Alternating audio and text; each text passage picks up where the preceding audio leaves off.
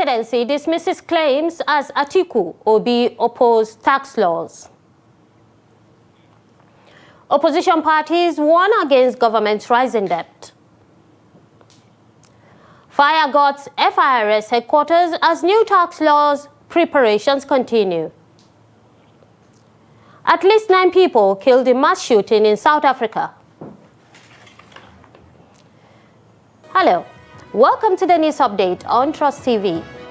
My name is Hawa Gambo. Thank you for joining us.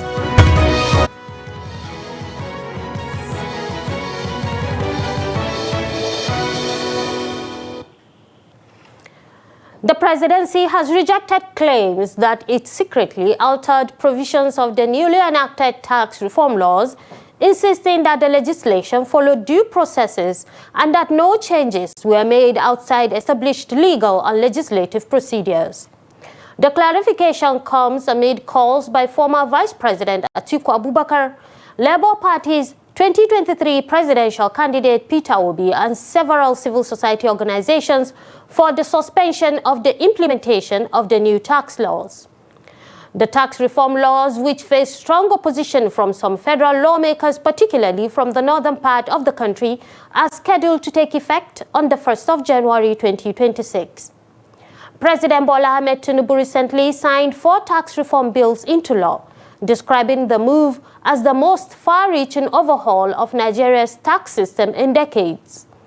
The laws include the Nigerian Tax Act, the Nigerian Tax Administration Act, the Nigerian Revenue Service Establishment Act, and the Joint Revenue Board Establishment Act, all to operate under a unified authority known as the Nigerian Revenue Service.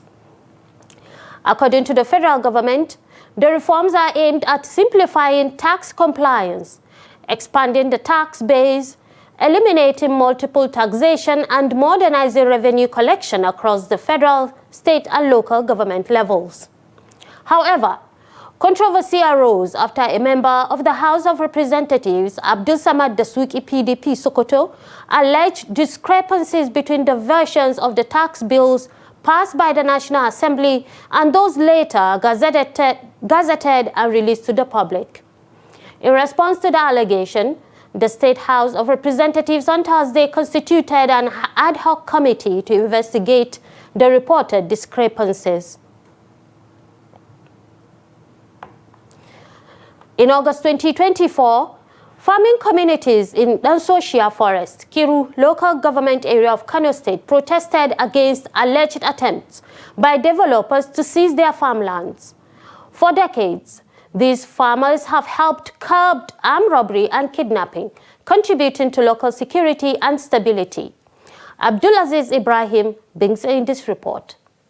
Following the protest, the Kano State Ministry of Agriculture and Natural Resources convened a stakeholders' engagement to address community concerns and build trust around upcoming agricultural development projects. The Permanent Secretary, Dr. Bashir Sanusi, representing the Commissioner, emphasized that the engagement aims to allay fears of displacement. He explained that the dam and irrigation facilities will strengthen food security, enable dry season farming, and boost incomes and livelihoods. In preparation of dam construction and mighty irrigation facility infrastructure, and also construction of 10.5 kilometer road and 3.5 access road to this facility. That is why we are here to sensitize people, to meet with stakeholders, to meet with beneficiaries, and tell them about this mighty project that is coming to them. Executive Chairman of Kiru Local Government, Abdullahi Saidu, noted that while progress is being made, this dialogue is crucial to prevent future friction between developers and farmers. He assured the community that the government will prioritize dialogue and inclusiveness. We will try all what we can do in our own side. The local government will do all what we do to make sure this Judgment war is successful. We will try all our possible best, I and our council, to make sure this work is very, very successful. Community leader Yusuf Harisu Dagachindangora said the talks have reduced apprehension but called on the government to provide additional infrastructure. The masses, religious and traditional leaders all in attendance today express happiness over the project, and we call on them to support the project. However, we appeal to the government to help construct more infrastructure like bridges to make it easier for us to move our farm produce. Irrigation projects in northern Nigeria have proven to increase agricultural output, enable dry season farming and drive inclusive development. The Dan-Social forest projects are expected to enhance agriculture while thoughtfully balancing community needs. Abdulaziz Ibrahim, Trust TV News, Kano. Opposition parties have criticized President Bola Ahmed Tinubu's proposed 58.18 trillion naira 2026 appropriation bill, raising concerns over its heavy dependence on borrowing and rising debt service obligations. The parties warned that the growing size of the budget has not translated into improved living conditions for Nigerians, who they say continue to grapple with inflation, insecurity, and economic hardship. The reactions followed President Tinubu's presentation of the budget of consolidation, renewed resilience, and shared prosperity to a joint session of the National Assembly on Friday. The National Publicity Secretary of the Social Democratic Party, SDP, Rufus Ayenugba, said the party's major concern is the huge amount earmarked for debt servicing, as well as what he described as the administration's persistent borrowing. Ayenugba also questioned the recurring large security allocations, warning that security spending has often been used to shield government finances from scrutiny without delivering meaningful results on the ground. On his part, the Labour Party LP National Publicity Secretary Obiora Ifo acknowledged that deficit financing may compel the government to borrow, but cautioned that rising debt service costs are increasingly crowding out funds meant for development. Similarly, the national coordinator of the Obedient Movement Worldwide, Yunus Atanko, argued that the government's borrowing record has failed to justify the level of spending in the outgoing 2025 budget, noting that Nigerians are yet to feel tangible economic relief. The Nigerian Customs Service, Ogun One Area Command, Iduroko border has intercepted large consignments of hard drugs being smuggled into the country. The seizures include 16 kilograms of heroin and 12 kilograms of crystal methamphetamine. The Customs Area Controller disclosed this while briefing journalists on the activities of the command. Trust TV's Abbas Dalibi brings in the report. The acting area controller of the Ogunwang Area Command, Deputy Controller Oladapo Afeni, said the narcotics were intercepted in 6 intelligence driving operations carried out between December 4 and December 15, 2025, across different locations in Ogun State. The seizure of narcotics, being crystal meth, heroin, and cannabis sativa, is particularly worrisome, given their far-reaching impact on our youth, public health, and national security. Afeni explains that the seizures include 16 rafts of heroin, weight 16 kilograms, and 11 rafts of crystal meth, also known as ice, weight 12 kilograms. He put the duty payable value of the seizure at 463 million naira. He added that other hard drug intercepted include cannabis sativa of various sizes, comprised of 128 doughnut-sized unit, 2,752 coconut-sized unit, and 401 booklet-sized unit, with a combined weight of 1,502 kilograms. Afeni described the seizure as worrisome, citing their negative impact on youth, public health, and national security. Danger in these food items finding their way to the open market lies in consuming substandard products that have not been subjected to health checks and declared fit for consumption by relevant agencies in Nigeria. It may interest you to know that the unscrupulous tradesmen deliberately smuggle in substandard food items and profit on the health risk of non-suspecting Nigerians.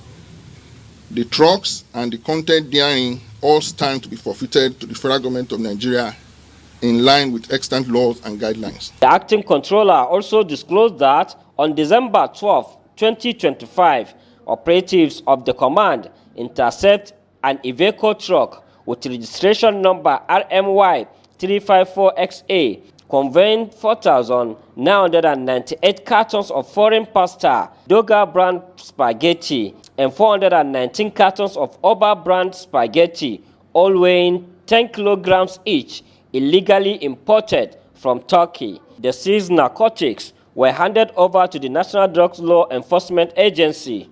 I hereby acknowledge the taking over of these various type of exhibits seized by Nigerian Customs Service Ogun 1. It's a great achievement because a seizure that involved different types of drugs, it was a commendation. The NDLEA commander assured continued collaboration with the Nigerian Customs Service to combat illicit drug trafficking and protect the nation's youth.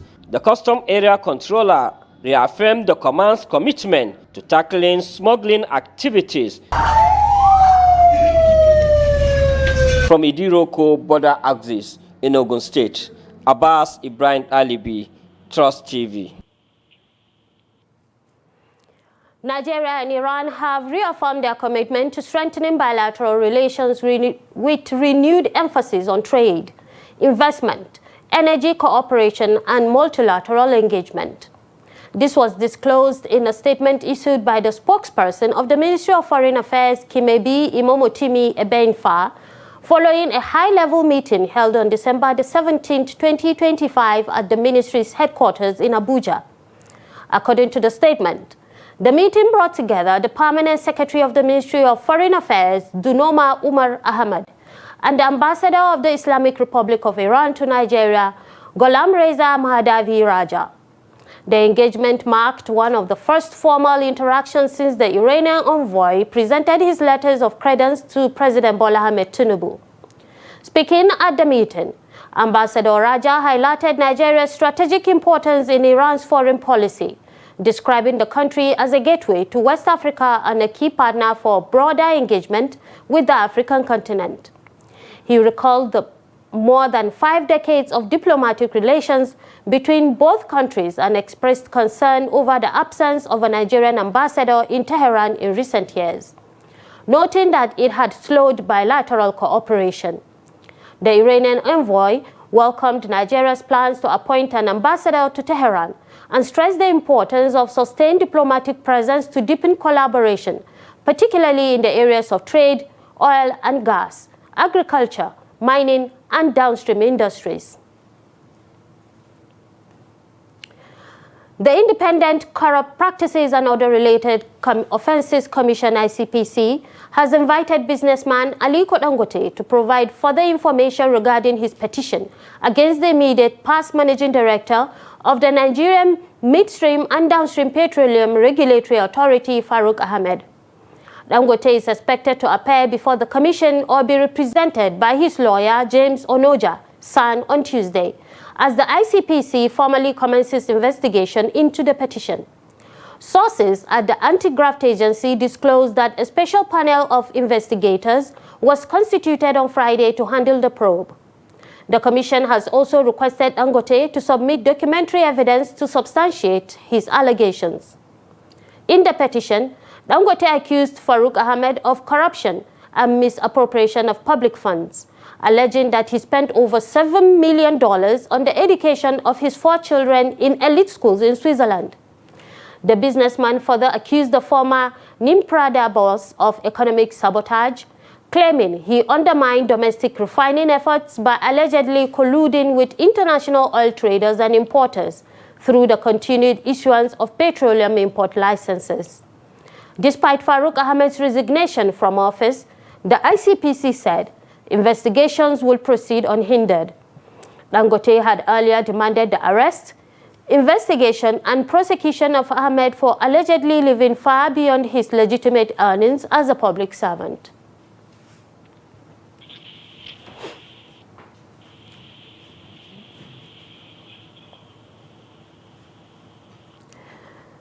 President Bola Ahmed Tinubu has approved the renaming of the Federal University of Sciences Azare after the renowned Islamic scholar Sheikh Dahir Usman Bauchi in recognition of his immense contribution to faith, education, and leadership.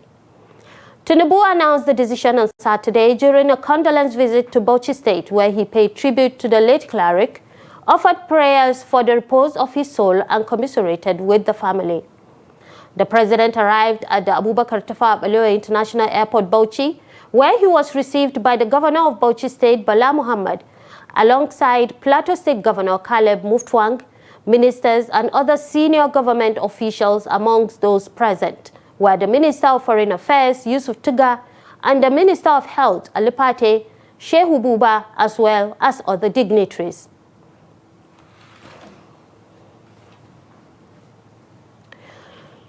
This is the news update on Trust TV, coming up after the break. Fire God's FIRS headquarters as new tax laws preparations continue. More news when we return. Do stay with us. You're welcome back. If you're just joining us, this is the news update on Trust TV. Now let's take a look at some of our top stories. Presidency dismisses claims as Atiku Obi opposes tax laws. Opposition parties warn against government's rising debt. And now, moving to other stories. The Federal Inland Revenue Service has confirmed a fire incident at one of its offices within its headquarters in Abuja, just days ahead of the planned implementation of Nigeria's new tax laws in January 2026. The incident was confirmed on Saturday by Sikiru Akinola, spokesperson to the executive chairman of the service, Zach Adedeji. According to Akinola, the fire broke out on the 4th floor of the building and was promptly detected by security personnel on duty. He said swift interventions by the Federal Capital Territory Fire Service in collaboration with other emergency responders ensured the fire was quickly brought under control, preventing it from spreading to other parts of the complex. Akinola added that investigations into the causes of the incident has commenced, with preliminary findings pointing to a possible electric fault. The fire incident comes just days before the scheduled rollout of Nigeria's newly enacted tax reform laws, which have continued to generate controversy and public debate across the country. Bookshop operators and publishers in Kaduna State say rising living costs and declining purchasing power are threatening their businesses. Many readers have now turned to roadside sellers for cheaper used books, leaving bookstores largely deserted. Trust TV's Bella Musa reports. Bookshop business was once a thriving venture in Kaduna, supported by a stronger economy and a steady reading culture. Today, many bookstores across the metropolis are struggling to survive, with several already shutting down due to poor patronage. Operators say rising costs and a reduced purchasing power have forced many readers to opt for roadside sellers, where used books are sold at much lower prices. We normally get the market through conversing to customers outside. We also have this in a website that will normally introduce some of our books to other customers, and that is why we're having patronage. If not, we would have. You come. I told you, sir, with due respect, you can come and see there for throughout the day, and 2 or 3 people might not come. Sometimes we'll come and sit down in the office here, just walk back home without selling anything. So it's really affecting the book business entirely. Another bookstore manager, Emmanuel Jaffed, shares similar concerns, noting that customers rarely walk into bookstores anymore. The reading culture here in Kaduna is very poor. Because I got stock as I came, the stock are still in the shelf. Publishers are also feeling the impact. They say economic hardship and rising production costs are crippling the publishing business. So the economy is not telling us, it's not being fair to the industry, the academic industry. For those who are publishing books, we are not finding it easy, and we're just managing. We print books, no patronage, except that the government once in a while will come and buy for the public school. And it's not always, it's once in a year. And it's not all publishers that have the privilege of supplying these books to the government. So if you are not lucky to be part of those who are supplying to the government, what do you do with your books? They blame the situation on poor reading culture and the growing influence of technology. Bookshop operators believe reviving reading culture among students, along with government intervention, could help restore the industry's lost glory. Actually, the patronage of people as regards to books, the physical book is not like before. Initially, when this business was moving, actually, we were having more patronage. Reason is that there was no internet, there was nothing, media and all that thing, because at that time people patronized books. And the reading culture at that particular time was okay. People patronize books. But nowadays, in the technological know-how that has come in, it has made it so difficult that people don't want to read again. Even schools, they produce a handout, they will give them assignment and ask them to go and Google it, which is wrong. Government can come into it by allowing the student to work hard, mostly in terms of research. In terms of research, they should allow the student to research, because during my own time, when you are in school, if assignment is being given to you, you have to write the reference of the book that you get the source of your assignment. Roadside booksellers continue to enjoy patronage from readers who cannot afford new books, though they also admit that economic hardship has affected their business. Bello Musa, Trust TV News, Kaduna. The Lagos State Police Command has arrested a 26-year-old housewife and her 30-year-old accomplice for allegedly faking her own kidnapping to extort 2.5 million naira from her husband. Police spokesperson SP Abimbola Adebisi confirmed the arrest on Saturday, saying the husband reported his wife missing on November the 24th, claiming she had been abducted by armed men. According to the husband, the alleged kidnappers initially demanded a 10 million naira ransom, later reducing it to 3 million. After paying 2.5 million, the woman reportedly remained missing. During police investigations, several inconsistencies were found in her story. On December the 3rd, her accomplice was apprehended in the Ede area of Osun State, and a SIM card used for WhatsApp ransom negotiations was recovered. Confronted by the police, the woman admitted to staging her own abduction to extort money from her husband, who lives in South Africa. The iPhone 12 Pro Max she had claimed was seized by the kidnappers was also recovered. And in the business world, Nigeria has earned about 772.7 billion naira from the export of wood and charcoal to African countries over the last 5 years, according to data released by the National Bureau of Statistics.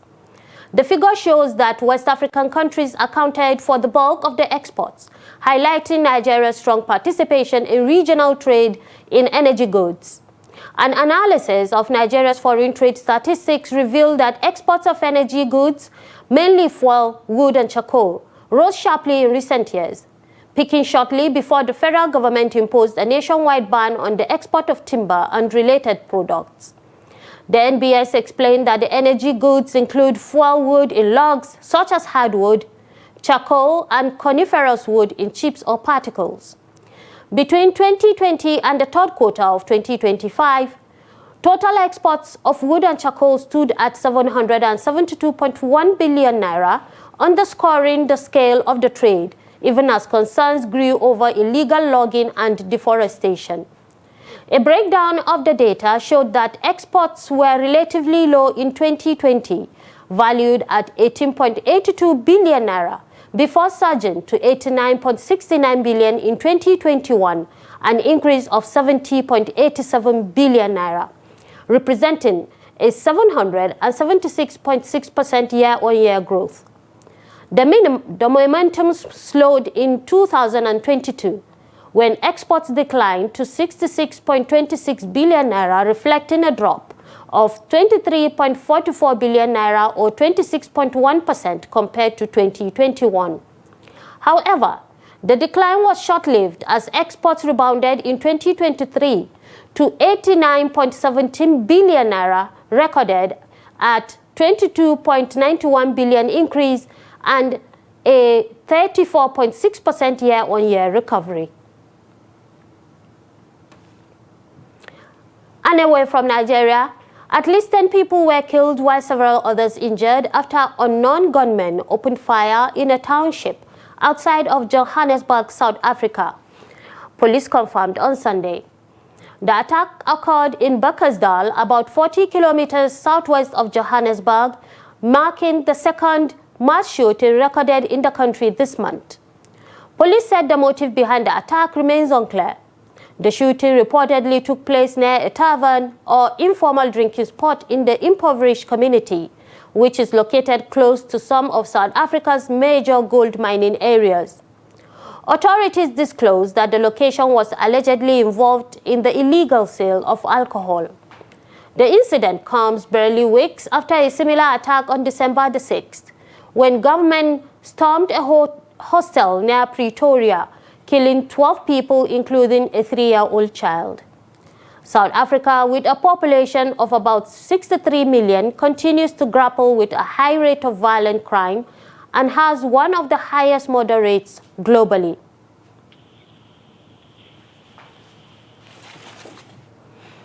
And with that, we come to the end of the news update on Trust TV. Do not forget to follow us across all media platforms and subscribe to our YouTube channel for a constant live stream of programs and documentaries. My name is Hawa Gambo, saying thank you for joining us and see you next time.